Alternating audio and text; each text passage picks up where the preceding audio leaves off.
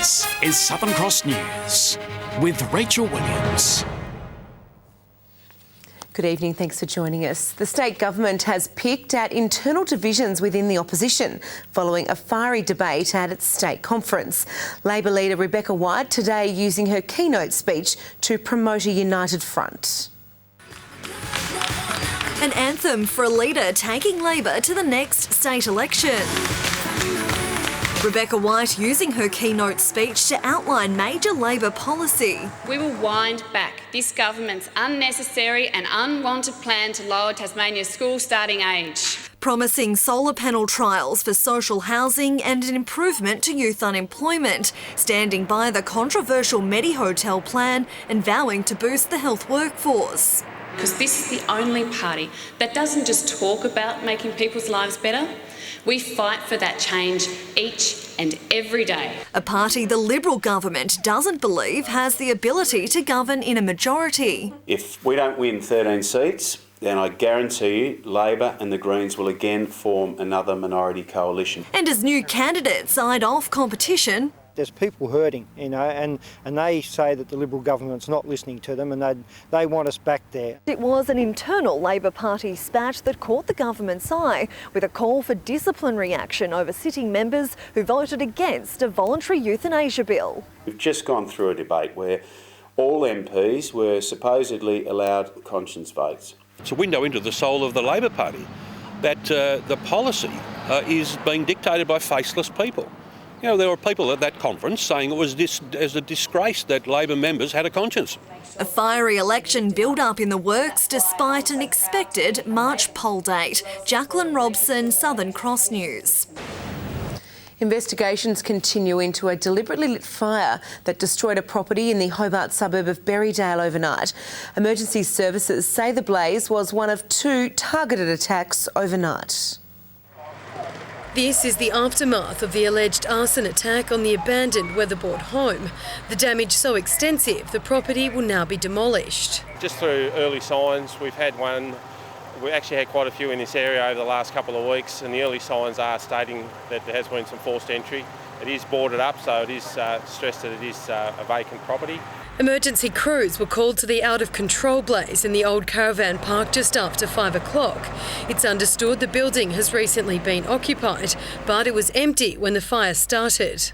The police have told us that there has been squatters living in there, but no one, we have done primary and secondary search and no one is inside the building at the moment. Emergency services saying this blaze was the second targeted attack in the suburb that hour. We were recently at another boarded up structure at the old Claremont Primary School about an hour ago that had a deliberately lit fire inside that as well. So there is somebody or person or persons unknown at this point in time fairly active in this area. Investigations continue and anyone with information is asked to contact Crime Stoppers. Louise Hedger, Southern Cross News. Tasmanian drivers have today been issued an urgent warning to drive carefully following the tragic spate of fatal crashes on the state's roads. 6 people have died in the past 10 days. Just yesterday, a 16-year-old girl died at the scene of a crash at Old Beach. We plead with drivers over the rest of this winter period, and in fact, of course, for the rest of the year, to take responsibility, be accountable, leave earlier, drive slower, and make sure that the tyres on your car are the best they can possibly be. We need you, the motorists, to help us. Slow down, heed the warnings and take care, please. Help us stop the carnage. The road toll now stands at 18. The Tasmanian government has made a submission into a review of Australia's GST carve-up. The Premier is urging the Productivity Commission to keep the horizontal fiscal equalisation system. The latest state budget relying heavily on the current GST payments. Well, it's estimated that a change to the GST, including for or on the basis of a per capita redistribution, could cost the state $1 billion. So we're talking sheep stations here. The Commission will deliver its report early next year. Tasmania's Premier has today declared he doesn't think an inquiry into the state's acute healthcare services is necessary. The call comes after members of the Legislative Council announced the probe following increasing levels of concern on the state of the system. At midday today, there were 12 patients waiting for a bed in the emergency department at the Royal Hobart Hospital. Jim Frankie is no stranger to the state's ailing health system. As a cancer patient for the past 22 years, he says there are issues desperately in need of a quick fix. Ramping, bed shortage and staff under pressure. That's why we need to have the inquiry. The probe into the state's acute care services, to be chaired by Legislative Councillor Rob Valentine, was announced late last week. Mr Frankie, who will provide evidence at the hearing, is calling on Tasmanians to submit their experiences with the system. We've got about 20 stories already and we have to collate those, but there are more people that didn't want to do anything because they didn't think things would happen. But now this inquiry's been called, now's the chance for those people to get the stories in, and there is hope.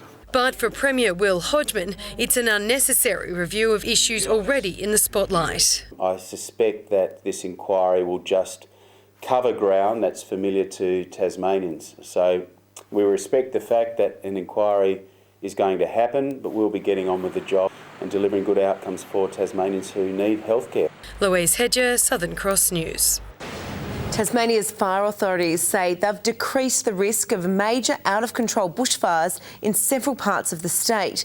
They've released detailed maps showing the expected impact of fuel reduction burns. But the fire service warns the program can't completely eliminate bushfires. Stuff like that. Authorities survey the bushfire risk north of Mount Wellington. So one of the areas that we've been really concerned about has been the northern suburbs of Hobart.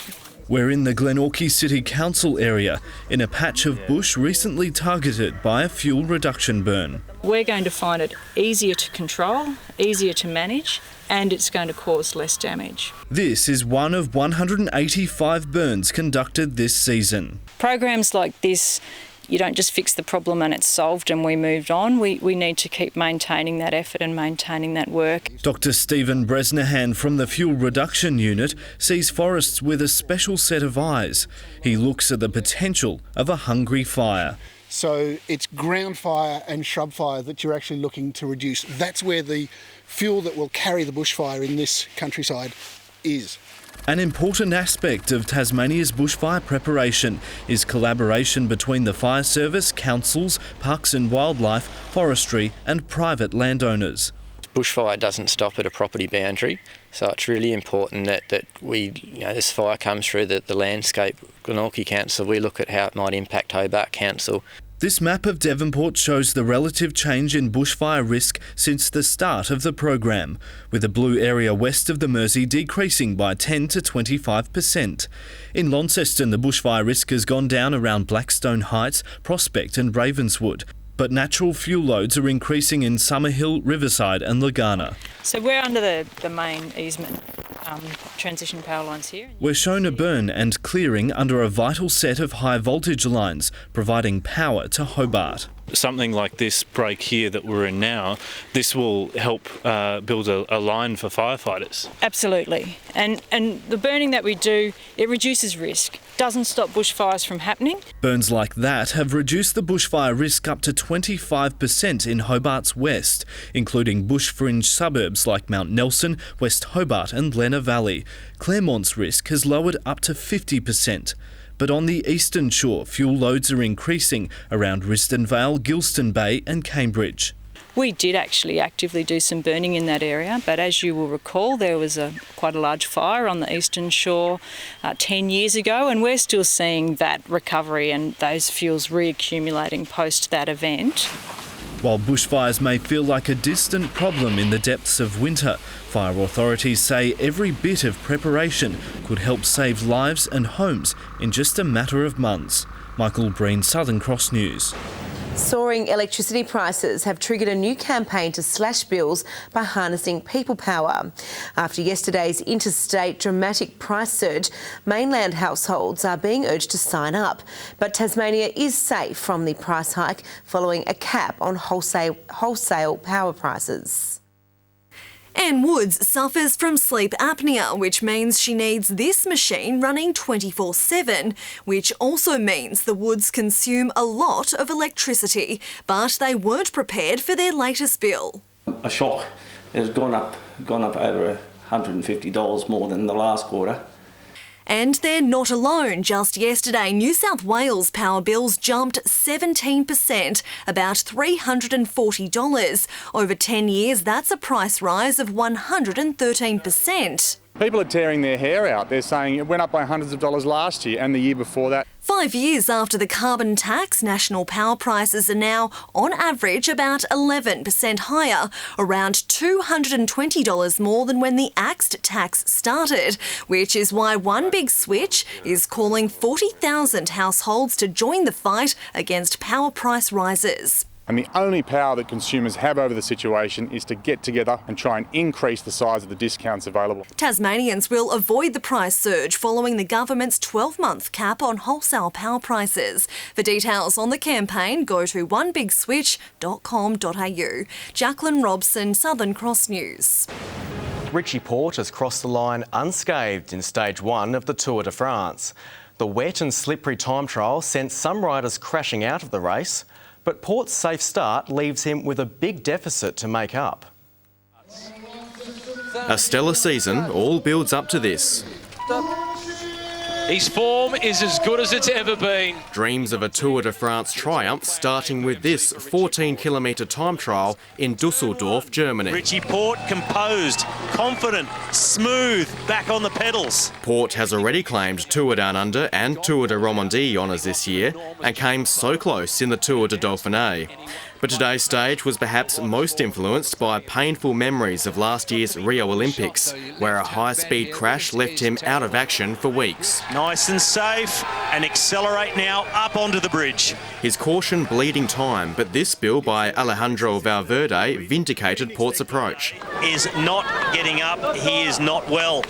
This is a disaster for Valverde and the Movistar team. Porte avoided a similar fate, but he now has a lot of work to do, finishing 49th in the opening stage. Not a great start. Porte's main rival, Chris Froome, sits 35 seconds ahead of him. But the day belonged to Geraint Thomas, the Welshman sensational in the saddle, earning the yellow jersey and a 47-second buffer over Porte. To the Seabull now, and the tall Timbers have been outclassed by Geelong. A big third period kept the Thunder in it, but the Supercats walked away winners by 7 points. Also last night, the Launceston Tornadoes fell apart in the second half, going down to Geelong by 19 points. Launceston's depth was tested once again last night. Up against East Conference powerhouse Geelong, the Tawns smelt blood early on, wearing down the Supercats, who had come off a loss in Hobart the night before. The Tawns exploited Geelong's sluggish start, building a 9-point advantage by half-time. Richard Dickel advocated more attack for the next period. We get that entry pass, cutter, relocate, get out. But Launceston wasted away, the heavy lifting left to the big guns. In form, Lauren Nicholson stepped up again, scoring 6 rebounds and 19 points, including this 3 under pressure. Likewise, Taylor Roberts stood out for the home side. Her and Nicholson alone produced 42 of the side's 65 points. The Tawns fell over themselves in pursuit of glory, but there was no denying Geelong, the 19-point difference leaving Launceston at third on the table. To netball, and Karana has beaten OHA by a huge 61-point margin in the State League. Meanwhile, Cripps Waratah narrowly defeated Cavaliers 47-42 in the match of the round. Kingston and Arrows also enjoyed victories. Tasmanian Daniel Watkins is through to the semi-final of the Canoe Slalom World Cup in Germany. Watkins finished the course 5 seconds behind the best qualifying time. He competes in the semi-final later tonight, our time. Welcome back. It was a cold start around the state again today. Launceston, Devonport and Burnie all reaching 13 degrees, while Hobart reached a top of 11. It was an icy start at Butler's Gorge this morning, -7 degrees, later reaching a top of 8. 14 was the state's high recorded at Bridport, Low Head, St Helens, Strawn and Flinders Island. Wynyard, Morar Island, the Friendly Beaches and King Island all recording 13 degrees. The satellite picture shows low-level convective cloud over the New South Wales coast coast and near the WA south coast. High-level cloud is streaming over southern South Australia, Victoria and Tasmania. The remainder of the country is mostly cloud-free. The close-up shows low-level cloud mainly over the north and west of Tasmania, with patches of high-level cloud moving over the state. The chart shows a low-pressure system in the Bight extending the decaying cold front into Western Victoria and South Australia. The high-pressure system remains over the New South Wales coast, while another cold front is approaching southern WA. East to northeast winds tomorrow 10 to 15 knots, increasing to 15 to 20 knots in the northwest, seas below 1 metre, rising to 1.5 metres in the northwest. A road weather alert for black ice is still in place for most of the state, so take care. Looking ahead to tomorrow, Hobart will be mostly sunny and 12, while Dover and Ouse will both have frosty and foggy starts. Launceston and Scottsdale both expecting 13 degrees with possible late showers. Devonport looking wet and 12 degrees. Wet conditions continue. Burnie, Stanley and Strawn all 13 degrees. 14 for St Helens and Swansea, and Ross 11 degrees. The wet conditions continue on Tuesday with rain expected across the state. More rain on Wednesday, but that will be clearing from the north in the evening. And Thursday, showers about the west and south and fine elsewhere. Showers for Perth and Adelaide, sunny in Alice Springs and Brisbane, and an early frost for Canberra tomorrow. And currently it's 5 degrees in Hobart and clear, and mostly clear in Launceston and Devonport with 5 degrees in both centres. Well, that's all your news for now. Thanks so much for your company this evening. Have a great week, and I'll see you next weekend. But for now, good night.